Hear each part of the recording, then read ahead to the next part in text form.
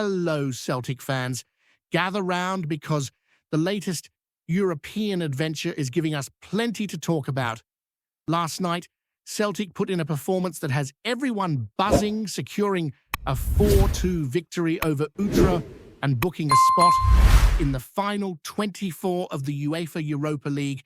It's been a night that brought back memories of the old days, of the times when Martin O'Neill had us believing we could go places we didn't even expect, and yet somehow we always managed to end up exactly where we needed to be. The team looked sharp from the whistle, and you could see it in the way they pressed, dominated possession, and created chances that felt like they were going to break the game wide open from the start. 3-0 inside 20 minutes is not something you see every day in European competitions, and it speaks volumes about the intensity and focus in those opening moments. Keenan Tierney on the right flank was electric. He putting in excellent deliveries and setting up the first goal in a way that made you sit back and think this could be something special tonight. Benji Negron was on the end of it, scoring what I think is his 14th goal of the season, showing that even if he's not always convincing in build-up play, he's got a knack for popping up when it counts. And the second goal came courtesy of a shocking mistake from the Utrecht goalkeeper Barkas, gifting Celtic the ball in a way that left fans scratching their heads and hoping for more of the same.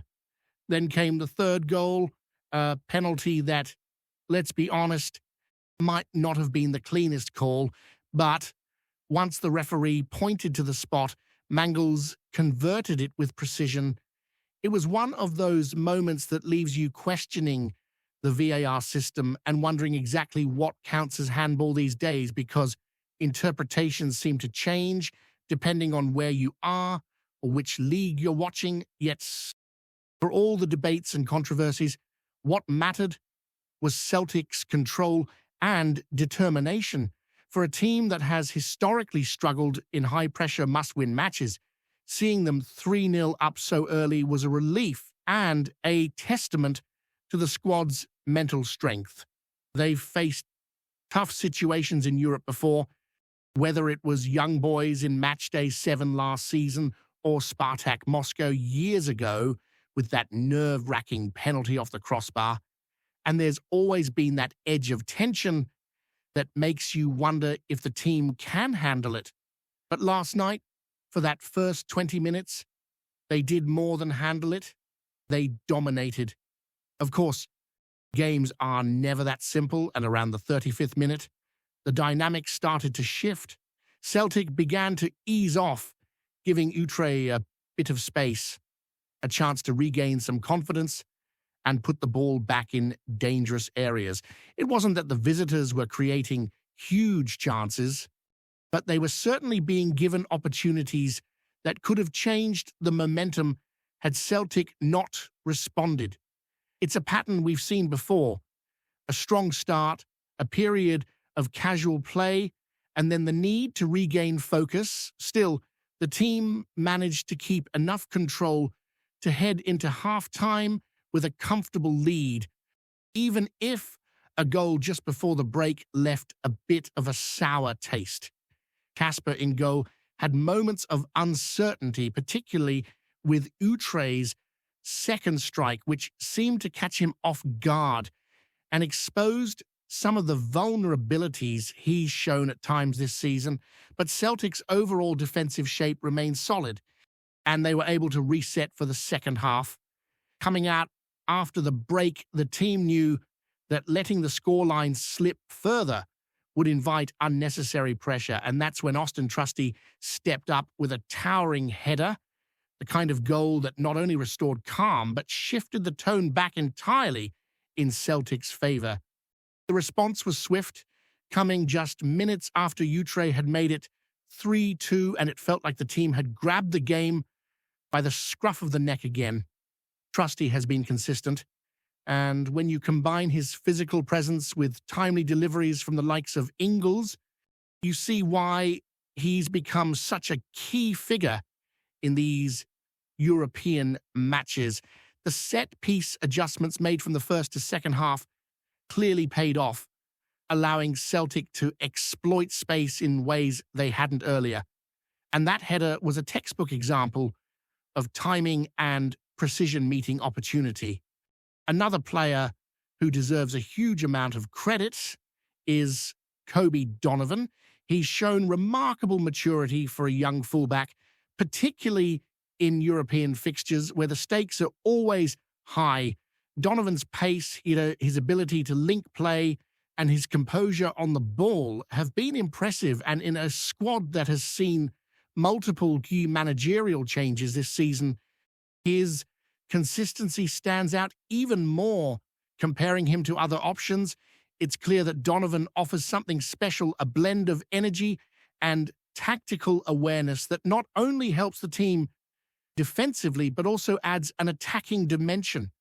For young players in the Celtic Academy, seeing someone like Donovan getting regular opportunities in Europe, performing under pressure, and learning to adapt with every game is exactly what you hope for. The journey has not been without setbacks, of course, but the resilience he's shown speaks to both his talent and the trust the coaching staff have placed in him.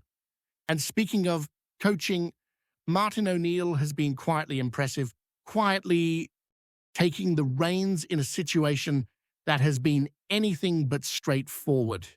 With multiple coaching changes and a squad adjusting to different philosophies throughout the season, he's managed to steady the ship and get results in Europe where many might have expected Celtic to struggle, securing progression to the knockout stages, finishing 21st in the overall Europa League standings, reflects both the challenges faced and the ability of the team to rise above them. The rotation, the tactical adjustments, and the management of player confidence all contribute to a sense of stability that fans have been longing for. There are still areas to improve, of course, but the foundations are there and the results speak for themselves.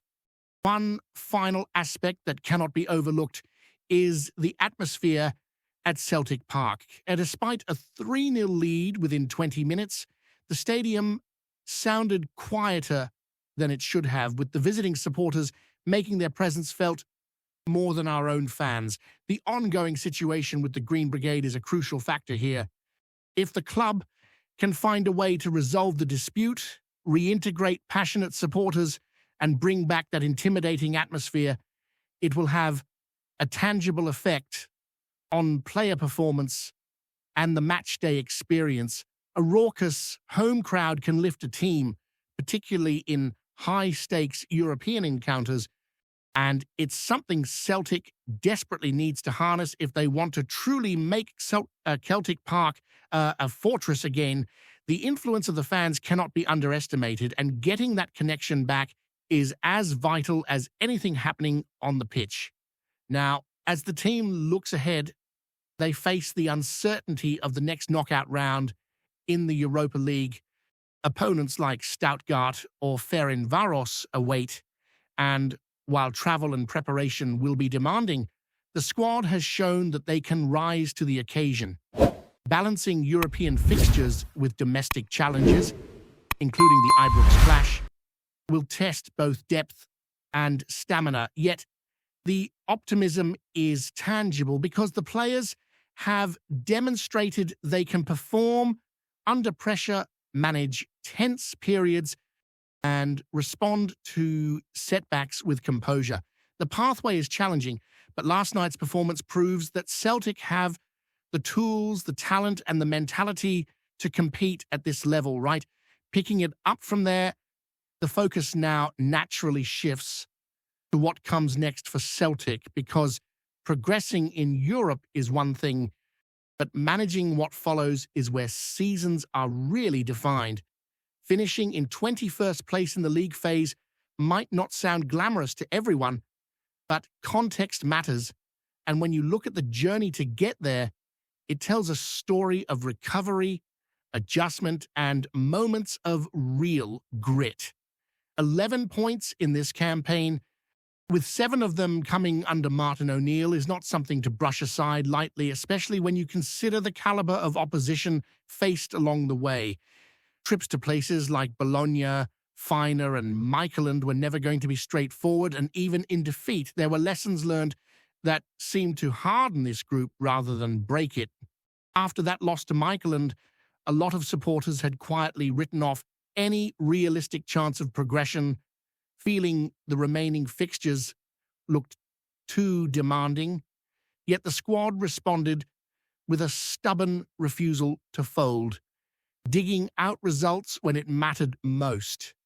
That win in Rotterdam stands out as a turning point, not just in terms of points gained, but in belief. It was the sort of European night that reminds you why Celtic belong on this stage, going away from home, absorbing pressure, and taking chances when they appeared. Those are the matches that shape teams and expose which players are ready to take responsibility. While some might argue that qualifying for the last 24 of the Europa League should be the bare minimum for a club of this stature, there is also an understanding that the road here has been far from smooth. This squad has had to navigate instability behind the scenes, tactical changes, and the challenge of maintaining consistency across competitions, all while expectations remain sky high. Looking ahead to the knockout playoff round, the potential matchups bring their own unique challenges. Facing Stuttgart would mean a trip to Germany, a test of organization, physicality, and game management against a side that thrives on structure and intensity. On the other hand, a tie against Ferencváros would come with its own memories and scars, given previous encounters where Celtic found themselves second best on the night. Neither option offers an easy path, and perhaps that is exactly how it should be at this level. The first leg, being at Celtic Park, is significant because it puts immediate emphasis on starting strong, setting the tone, and ideally building a cushion before travelling. But that advantage only truly exists if the stadium is alive, loud, and united behind the team. The scheduling around these European fixtures adds another layer of complexity. Playing away in Europe and then turning around to face a derby at Ibrox within roughly 60 hours is not ideal by any stretch. Recovery, rotation, and squad depth suddenly become decisive factors, and this is where the board's decisions or lack of them come under the microscope. Reinforcements, particularly in key areas, could make the difference between surviving this demanding run and watching momentum slip away. There is a sense among the support that the manager and players are willing to push on despite frustrations, almost in defiance of those running the club. But there is only so far that spirit alone can carry a team without tangible backing. Domestically, the picture is intriguing. The run of league fixtures leading into the derby looks favourable on paper, with only a handful of matches that truly test the limits of the squad. Aberdeen away stands out as a potential stumbling block, but beyond that, this is a sequence of games where Celtic should be looking to build rhythm, confidence, and pressure at the top of the table. Dropping points here would not only dent league ambitions, but also undermine the platform needed to tackle Europe with conviction. Momentum is everything at this stage of the season, and managing it requires smart rotation without losing cohesion, something that has been a challenge at times this year. There are also individual storylines developing that could shape the months ahead. Kasper's situation in goal remains a talking point, with questions lingering about his form, particularly when shots come in to his left. Confidence in a goalkeeper is fundamental, and while he has made important saves, moments of hesitation have left supporters uneasy. How long the staff persist before considering alternatives could be decisive, especially with high-pressure European nights and derby matches looming. In contrast, players like Austin Trusty seem to be growing with every appearance, embracing responsibility and delivering when the team needs it most. Goals from defenders in Europe are priceless, not just for the scoreboard, but for belief across the squad. Kobe Donovan's development also feeds into the wider narrative of where Celtic are heading. In a season disrupted by multiple coaching changes, his ability to adapt, learn, and perform at a consistently high level speaks volumes. Young players often get judged harshly on isolated performances, but European football has a way of revealing true character, and Donovan has looked far more comfortable under the bright lights than many expected. His willingness to push forward, his composure in possession, and his understanding of positional discipline suggest there is a long-term asset here if handled correctly. For a club that prides itself on developing talent, these are the stories that should be nurtured rather than overlooked. Before we proceed, subscribe to our channel and enable notifications to receive all exclusive news about Celtic FC. Don't miss any details about your favorite team. It's extremely important for Celtic FC fans. Whispers around Parkhead have grown louder, and the word doing the rounds is that Celtic are edging towards a deal for Josh Doig, a move that could quietly reshape the run-in. Nothing has been rubber-stamped in public, but sources close to the situation suggest talks have gathered pace, with confidence building that an agreement is there to be struck.